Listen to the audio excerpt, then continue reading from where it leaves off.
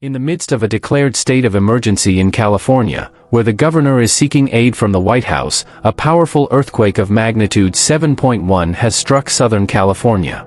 Broadcasting live from the studio, tonight's focus remains on Imperial County as the unfolding situation grabs attention. The infamous San Andreas Fault, represented by a green line stretching 800 miles from the Salton Sea in the south to the northern regions of coastal and inland California, continues to hold fascination. Renowned for its potential to sever California and trigger devastating earthquakes, recent findings indicate an increased risk. The pressing question persists: when will the San Andreas Fault rupture? Is California at risk of sinking? Scientists are racing against time to devise solutions before the impending catastrophe. Join us as we explore the ominous signs indicating the imminent rupture of the San Andreas Fault and its implications for California and beyond. For Californians, the mere mention of the San Andreas Fault brings back haunting memories of past earthquakes. Spanning across North America's western landscape from the northern Gulf of California to San Francisco, this fault line extends northwestward for over 800 miles. Its continuous geological activity along its base, resulting in frequent earthquakes, instills a sense of dread.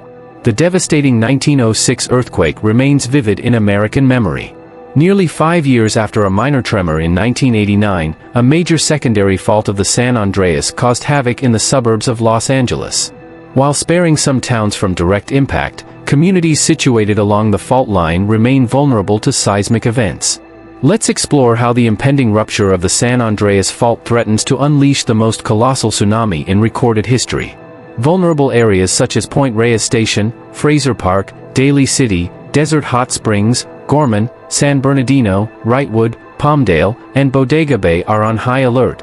Concern escalated among Californians when Thomas Jordan, director of the Southern California Earthquake Center, issued a grave warning regarding the fault's precarious state.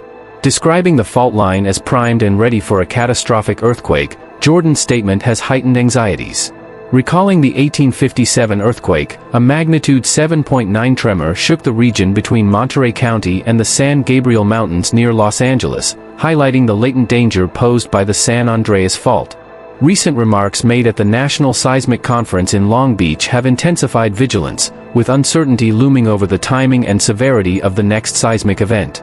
As stress accumulates along the fault line due to the gradual northwestward movement of the Pacific Plate relative to the North American Plate, concerns are mounting. Although geological theory suggests a displacement of 16 feet every century, the prolonged buildup of stress over nearly a century raises alarms. Jordan's assertion that a major earthquake may be imminent underscores the urgency for preparedness. The section of the San Andreas Fault isn't the only area bracing for seismic activity. San Bernardino County, particularly the region southeast of the Cajon Pass, remains unchanged since the 1812 earthquake. Geologists note a lack of movement from 1680 to 1690 toward the Salton Sea, exacerbating the situation. Jordan advocates for readiness for a magnitude 8 earthquake, commending Los Angeles for retrofitting buildings and urging other cities, including San Bernardino County, to follow suit. Mayor Eric Garcetti's relentless efforts to fortify Los Angeles against seismic threats serve as a model for comprehensive preparedness efforts. Thomas Jordan, director of the Southern California Earthquake Center, commended the earthquake retrofits carried out on apartment and concrete buildings. He expressed surprise at the success of these adjustments, remarking, "These measures are politically challenging."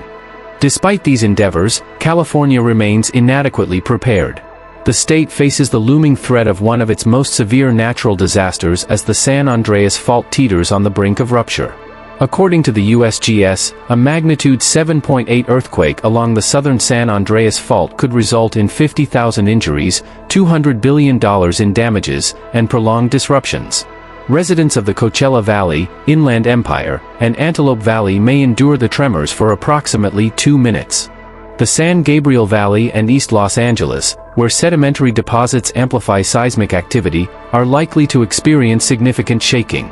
The potential failure of the sewer system could lead to a 6-month outage, resulting in 1,500 fatalities. Preparedness for such an event is paramount. Strengthening Los Angeles's vulnerable aqueduct and telecommunication infrastructure is of utmost importance. California must take swift action to mitigate the devastation and loss of life in the event of a major catastrophe. The historical record, such as the 1857 Fort Tejon quake, underscores the potential for catastrophic consequences along the San Andreas Fault line. This earthquake, measuring 7.9 on the Richter scale, originated in Monterey County and traveled southward through Fort Tejon to the Cajon Pass in San Bernardino County, earning its name. Soil liquefaction and uprooted trees were observed in Stockton during the 1 to 3 minute tremor. Despite being located 30 miles from downtown Los Angeles, the San Andreas Fault poses a significant threat to the city due to its proximity to the fault system. Thomas Jordan and his team conducted simulations to demonstrate the potential devastation from a magnitude 7.8 earthquake, spanning from the Salton Sea to the San Gabriel Mountains. These simulations vividly depict how seismic waves could impact Los Angeles and its surrounding areas. Additionally, another simulation shows seismic activity extending from northern San Diego County to Barstow. In 2010, the Southern California Earthquake Center simulated a magnitude 8 earthquake along the San Andreas Fault, resembling the 1857 earthquake but projecting greater intensity due to soft soil's presence, which amplifies vibrations. This scenario would severely affect the LA Basin and San Fernando Valley. Jordan emphasized the widespread shaking's extent in the region, attributing it to the phenomenon of false directivity pulse-activating sedimentary basins like the San Fernando Valley, Los Angeles Basin, and San Bernardino, resulting in prolonged shaking in Los Angeles. Highlighting the San Andreas Fault's role in plate tectonics, these simulations underscore how it separates the northern Pacific and North American plates of the Earth's crust. Characterized by strike-slip motion, with the northern Pacific plate moving northward relative to the North American plate, the fault has seen an average plate movement of 4 to 6 centimeters per year over the past century, though geological timeframes have witnessed 1 centimeter per year. This movement underscores the high likelihood of a major earthquake occurring soon. Despite some sections moving up to 6.4 meters during the 1906 earthquake, the fault's classification as a transform fault can be confusing. An analogy likening the fault's movement to 2 pizza slices sliding past each other illustrates the complex and unpredictable nature of rift geology and landforms.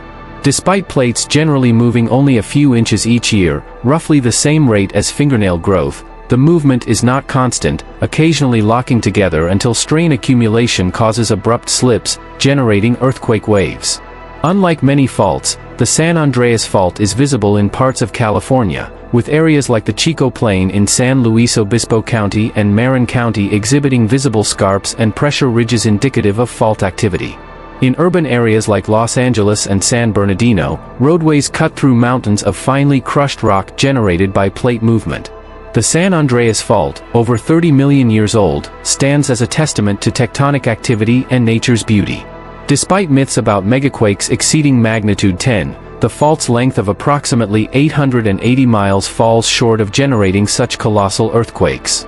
Earthquake prediction remains elusive, with scientists yet to develop reliable methods for forecasting timing, location, and magnitude, though ongoing research strives for accuracy.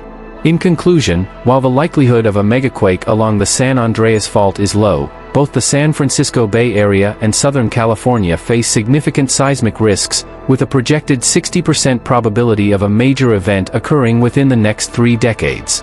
Understanding potential hazards and taking necessary precautions are crucial in earthquake-prone areas. Despite the San Andreas Fault's unpredictability, advancements in scientific research aid in anticipating ground motion associated with earthquakes, vital for constructing earthquake-resistant structures. Given its proximity to California's densely populated areas and vital infrastructure, experts maintain heightened concerns regarding the San Andreas Fault. However, nature enthusiasts can still enjoy exploring its serene route suitable for family vacations, camping trips, birdwatching excursions, and rock-collecting endeavors, as state and national parks along the fault line offer awe-inspiring vistas of wildflowers and wildlife. The timing of the fault's stress release remains uncertain as scientists and geologists diligently study its behavior.